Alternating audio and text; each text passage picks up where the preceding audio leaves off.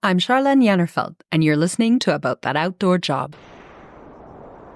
Oh, the ocean, when I get in, is kind of my freedom. It's where I don't feel like I have a handicap compared to other people.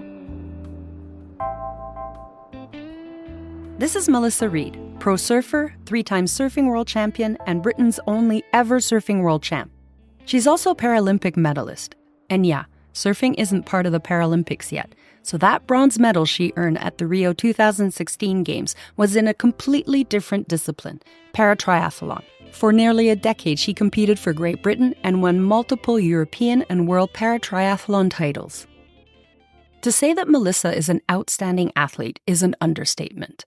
And we could be excused for assuming that doing sports must have been her happy place as a child. But the reality, it isn't quite that. I think I was about 8 and my dad wanted surfing lessons. And so he used me as an excuse. And it was actually in the village that I live now. And I remember having this little green board and standing up. And it's just, I don't know how you describe the first time you stand up. You kind of feel like you're invincible. And I was just hooked. It was the only sport I was any good at as a child. I was rubbish at sport. Melissa was born with a visual impairment. She has no vision on her right eye and a pinhole of vision from her left. All school sports involve hand-eye coordination, and if you can't see a ball coming towards your face, you're really, really bad at catching, kicking and throwing. So I just didn't excel at school. I didn't excel at school sports, but I did very well at surfing, even when there was no adaptations for being blind or visually impaired. It was still something I could do as well as everyone else.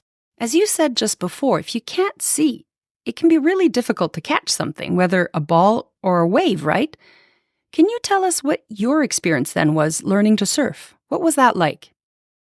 Yeah, I mean, it definitely took me a lot longer to pick it up than it would have taken somebody else, but it was just learning it in a completely different way. No one tells you how to spot a wave when you're learning. So for me, it was kind of feeling for the waves. You know, you feel that suction coming out before you get that push through. So it's kind of building on your other senses to get that. And I think just doing it from such a young age, we did a lot of life-saving training to be lifeguards. So my water knowledge was really, really high. So having a good understanding of what the water does and why it does it, I don't need to see what it's doing to kind of know what it's doing. Like a sixth sense. And I genuinely think to a degree you either have it or you don't have it. And I think it's a hard skill to learn. And the only way you're going to learn it is if you're going to spend 24/7 studying it, being in the water, figuring it out. There's so much to it.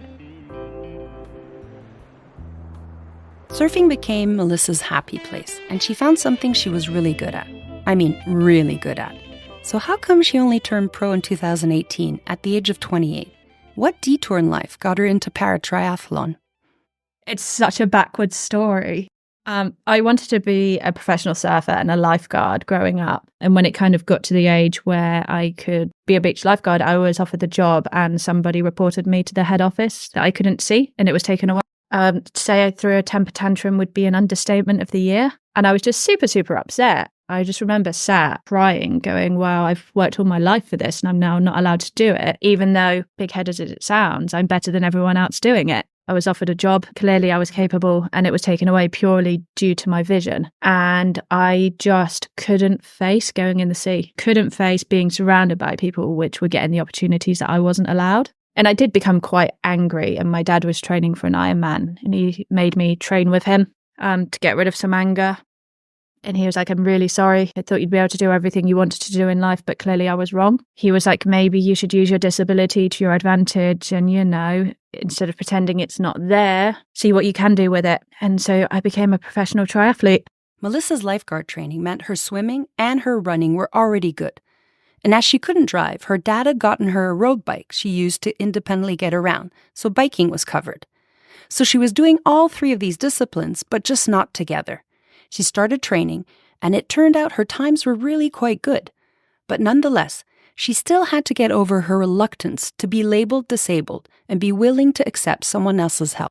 I'd been approached to compete in swimming and triathlons as a teenager, very adamant I could see, and that I was not disabled and I didn't want any help from anyone in the world, and I was very, very stubborn.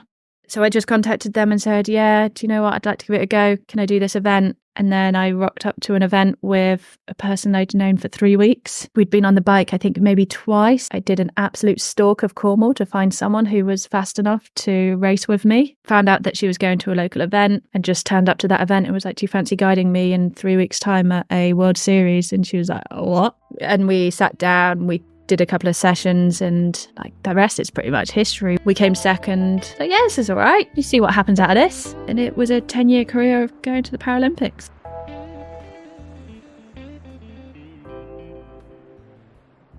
Melissa's performances got her onto the Paralympic team for the 2016 Rio Games.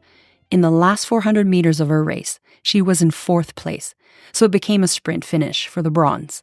She fell over the line, her adversary fell before the line. The bronze was hers. And 2 years later, she was making headlines again, but this time for winning the first ever visually impaired women's world championship in California. Talk us through your journey, Melissa. How did you find yourself competing at the AmpSurf ISA World Parasurfing Championships in 2018? Again, it's the case of one door closes, another door opens. The year after Rio, I suffered quite a serious back injury, which put me out for a year. And I wasn't allowed to run or cycle. And I'd been in chats with my physio of going insane about not competing or being able to do anything. And he was like, well, you can go in the sea, you can surf a little bit, just, keep it small, keep it moderate. You can't cycle because of the position that I was in, causing too much compression on the nerves. And running again, the impact was causing too much compression on the nerves, but I was allowed to swim and surf. And I saw that there was a local adaptive event. To be honest, I just wanted to make some friends and be sociable. My whole training was my social life as well. Just all of that instantly. I was so grumpy. So I'd gone to this event and I'd turned up. I'd not really surfed for about 5 or 6 years. Gone in the water maybe 2 or 3 times a year just for fun. And I rocked up and I got out of my first heat and the team manager was like, do you want to come to the World Championships with us? I was like, sure. Where is it?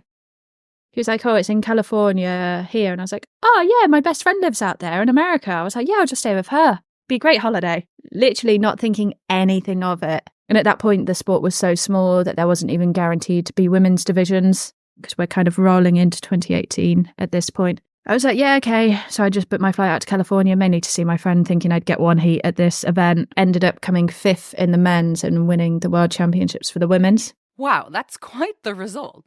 Yeah.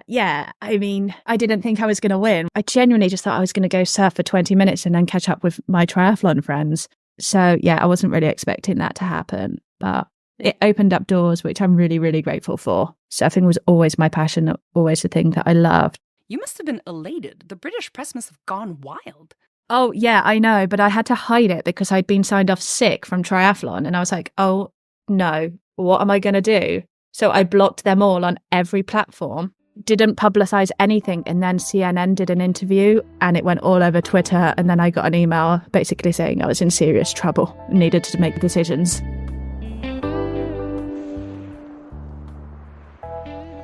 Melissa actually continued to train and compete for both triathlon and surfing for some time, even taking part in the Tokyo Games. After that, though, she fully dedicated herself to her professional surfing career. If you don't mind, let's take a minute to dive into the adaptive surfing competition world. How does it differ? Yes, so for my division particularly, we have what's called a guide, a spotter, a set of eyes, however you want to describe them. And they're in the water to aid you in whatever way suits you best through verbal commands. They're not allowed to touch you, but they can give you verbally whatever you kind of request or require. A lot of nations have people that they train with all year. Unfortunately, we've got no funding or support in England, so I will just get given someone at an event. The communication is super important. Quite lucky that I can make decisions for myself. If I was less knowledgeable of the ocean, it would be a huge detriment to my surfing career. And I mean, it is to an extent, but at the moment I can make do.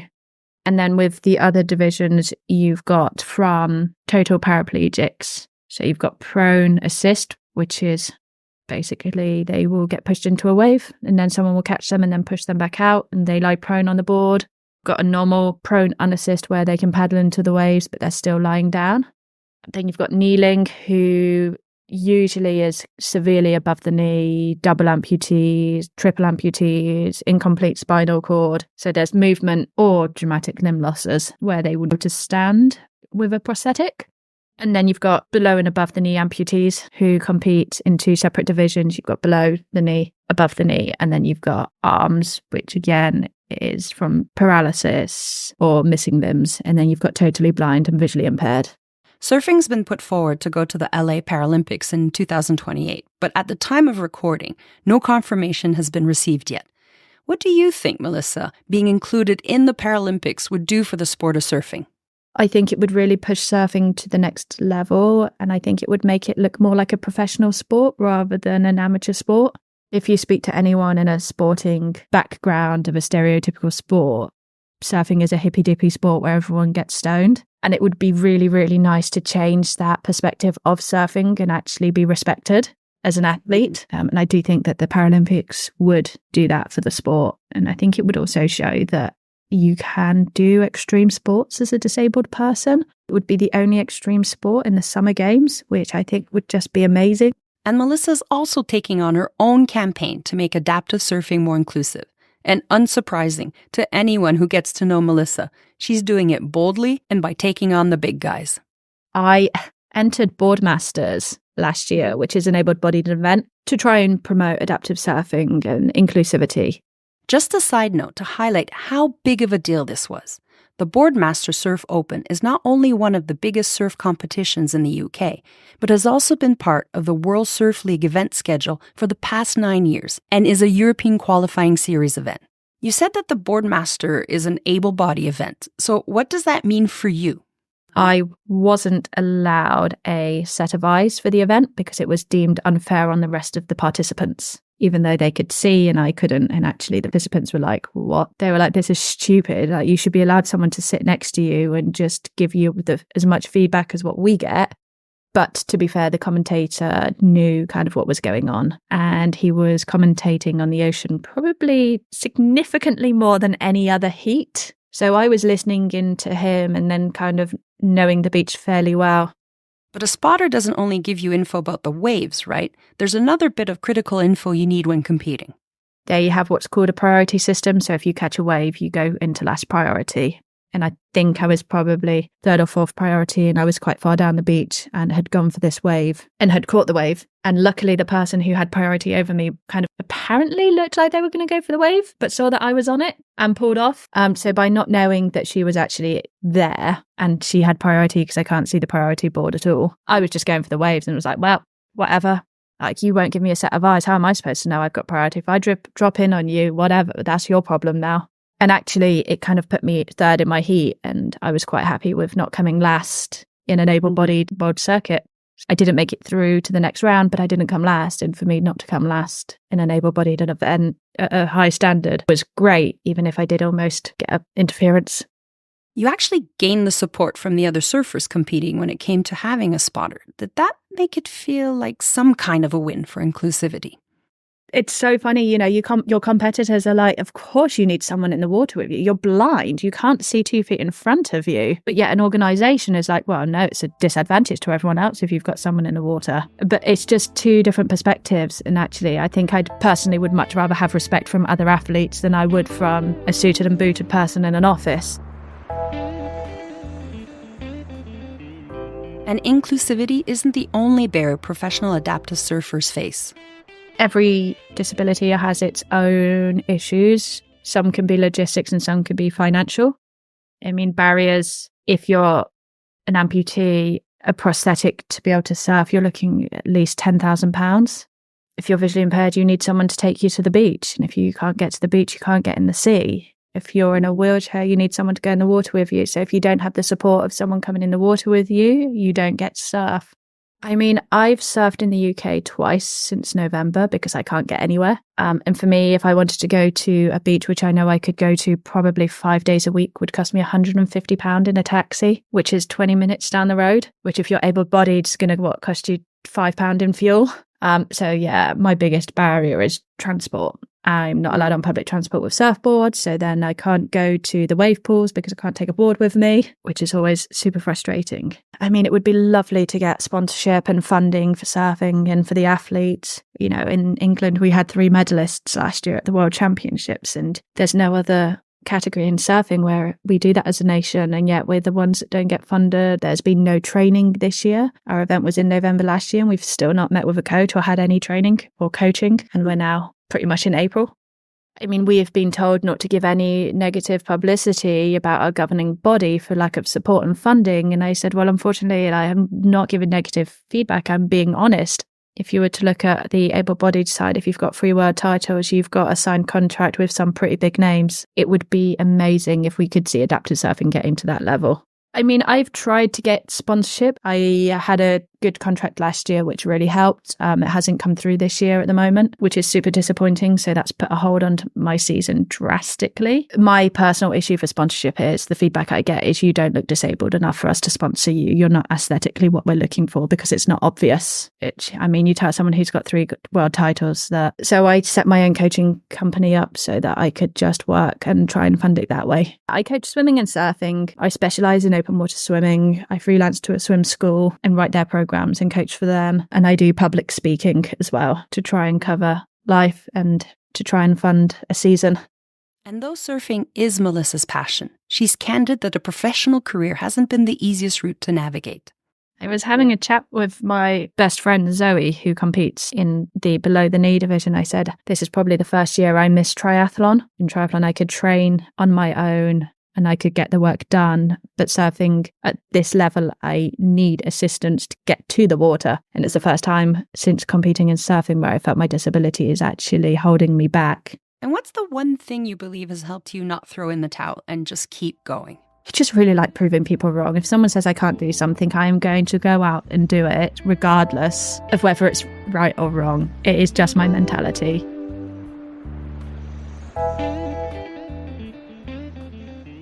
Part of the mission of the series Women in Outdoor Jobs is to share the stories and experiences of women like Melissa who've made the outdoors their living so that women who want to achieve that for themselves, they can benefit from their learnings and advice. What's some of the best advice you've received that's helped you through your career? I mean, I'm not very good at listening to advice. I'm trying to think how to phrase the one. When one door closes, another one opens. And at that time, I think I may have used a few profanities to people because at that moment in time, you don't see it. All you see is something being slammed in your face and you not getting your own way, essentially. But when you look back, you're like, okay, that has happened for a reason. I'm in a better place. So today, with the benefit of hindsight, what advice would you give your younger self? I think I would just say follow your heart and do what makes you happy. Don't do what's going to make somebody else happy.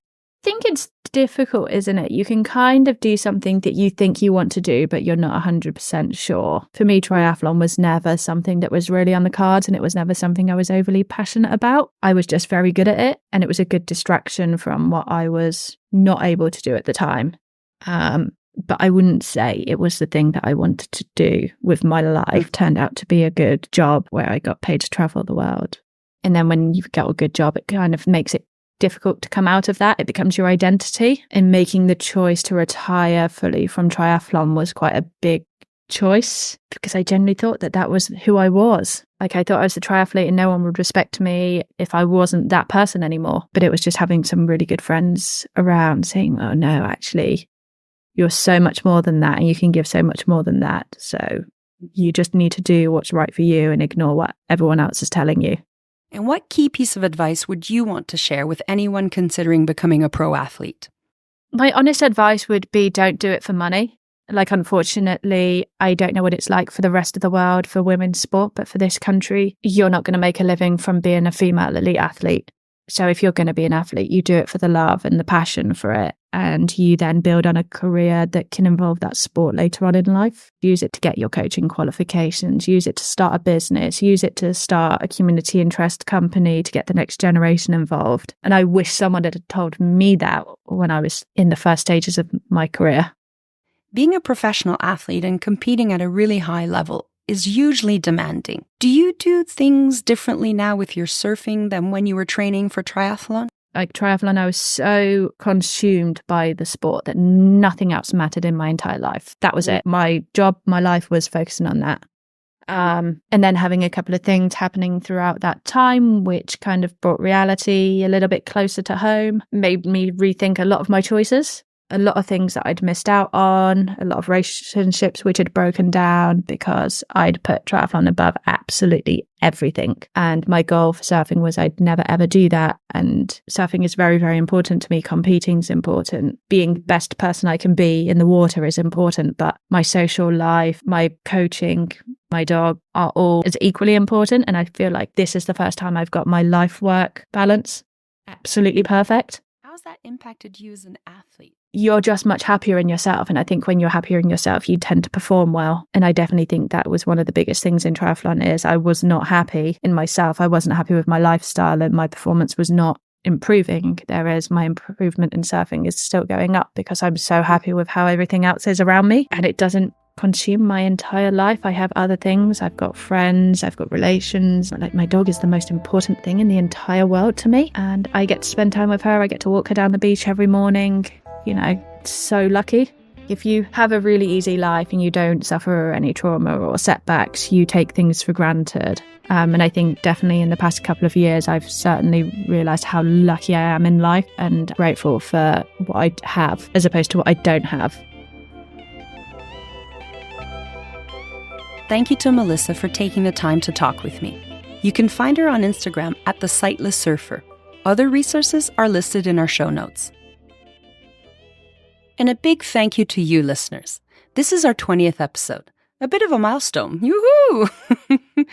If you haven't already, follow us on your favorite listening platform and leave us a review. And now, also, you can support this independently created and produced podcast by becoming one of our Patreon members. Being an independent podcast means there's no financial backing from a network or a brand. Any financial support we receive to produce the podcast, it comes from listeners like you, and it makes a huge difference. It helps us get the right equipment, sourcing the best guests, and finding the time to continue recording and editing each week. You can learn about our 3 membership levels and what you get for your support on our Patreon page. The link is included in this episode's show notes, on our website, and on our Instagram page at About That Outdoor Job. Thank you for your continued support. This episode was produced and hosted by me, Charlaine Jannerfeldt.